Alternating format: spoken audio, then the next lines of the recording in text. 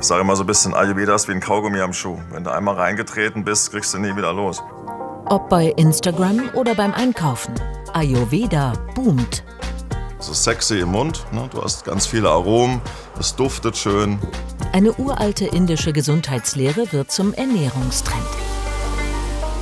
Ayurveda ist das Lebenselixier von Volker Mehl. Die wenigsten wissen eigentlich, um was es geht, aber was erstaunlicherweise alle wissen, ist, dass es indisch ist und kompliziert. Und das ist es gar nicht. Du musst jetzt nicht um dein Herd tanzen und Mantra singen, um Ayurveda zu kochen. Apfelkuchen oder die Kartoffelsuppe von der Oma ist auch Ayurveda. Ayurveda bedeutet Wissen vom Leben. Und das will Volker Mehl auf die Teller der Menschen bringen.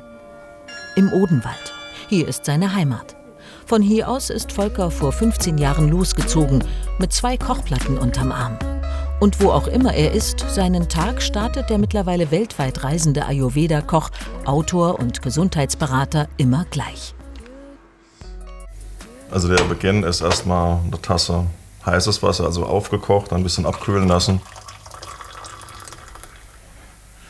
Zum einen ist es eben das ritualisierte Tun und dann auch mal warmes Wasser, pragmatisch so Magen-Darm-Trakt erstmal entspannen.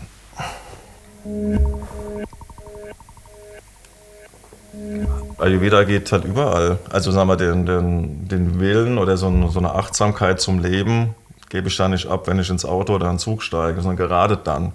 So, und dass ich so ein Gefühl von zu Hause auch unterwegs habe.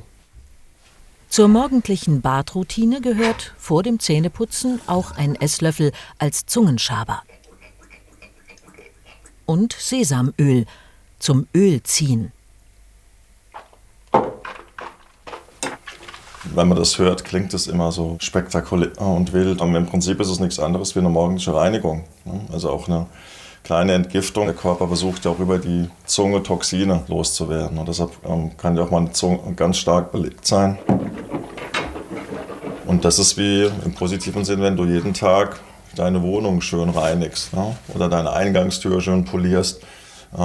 Das sorgt natürlich auch dafür, dass das Geschmacksgefühl intensiver wird. Heißt auch ganz pragmatisch, du brauchst zum Beispiel weniger Salz, also beim Würzen. Ne? Auf einmal schmeckt eine Karotte wie eine Karotte. Sein Wissen gibt Volker auch in Ernährungsberatungen weiter. Heute ist er verabredet mit Thomas. Der Familienvater aus Darmstadt will mehr über die ayurvedische Küche erfahren, weil sie hauptsächlich vegetarisch ist. Meine Tochter, die bei mir wohnt, die ist jetzt Vegetarierin und von daher, ich habe schon wochenlang kein Fleisch mehr gegessen und ja, also eigentlich mehr oder weniger auch Vegetarier jetzt. Also es ist umgekehrt, jetzt erzählt die Tochter der Vater. Genau. Okay. Dann werden wir mal so ein bisschen drauf eingehen heute und die ein oder andere Variante auch mal reinbringen. Also das Thema Gemüse ein bisschen aufpeppen. Ja. Die Idee im Ayurveda ist ja, dass innerhalb einer Mahlzeit 6 Geschmäcker drin sind. Süß, sauer, salzig, scharf, bitter und herb. So. Ja. In seiner Kochschule in Heppenheim zeigt Volker, wie es geht. Vor allem das mit den Gewürzen. Aber man sagt ja mal wieder, die Energie des Kochs geht aufs Essen über und somit auf den, der es verzehrt. Also wenn du jetzt ganz liebevoll maserst, dann wird es ein sensationelles Curry. Okay, dann bemühe ich mich. Ja, sehr gut. Die Gewürze sind halt wie so eine Art Grillanzünder. Anzünder für eine leichtere Verdauung. Denn die gilt es im Ayurveda zu unterstützen. Wichtig ist, was und wann man isst und wie man etwas zubereitet. Die Hauptidee ist erstmal, dass Ernährung ein großes Energiesparmodell ist. Also das heißt, dass man versucht, möglichst wenig Energie für Verdauung und Stoffwechsel in Anführungszeichen zu verschwenden.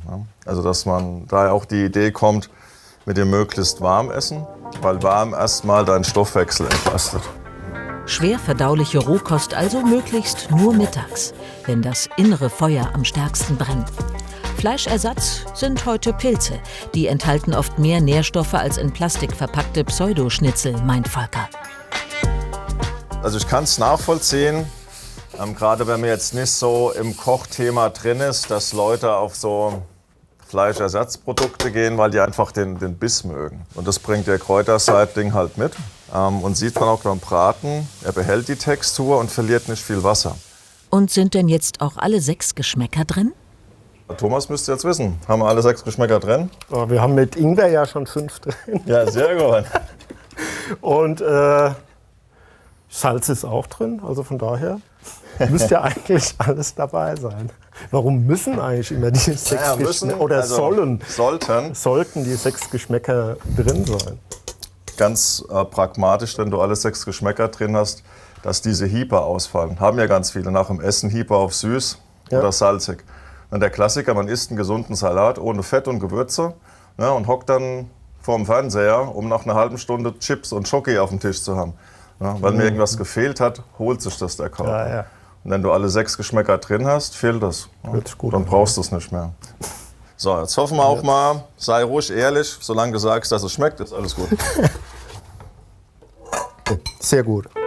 Also meinst, das können deine Mädels auch schmecken? Und dem Das Papa? wird denen schmecken.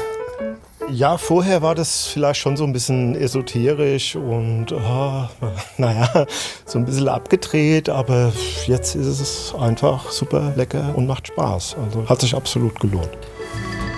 In der nächsten Folge geht's um eigenen Gemüseanbau als Selbstversorger auf dem Balkon und im eigenen Garten. Mit möglichst reicher Ernte natürlich.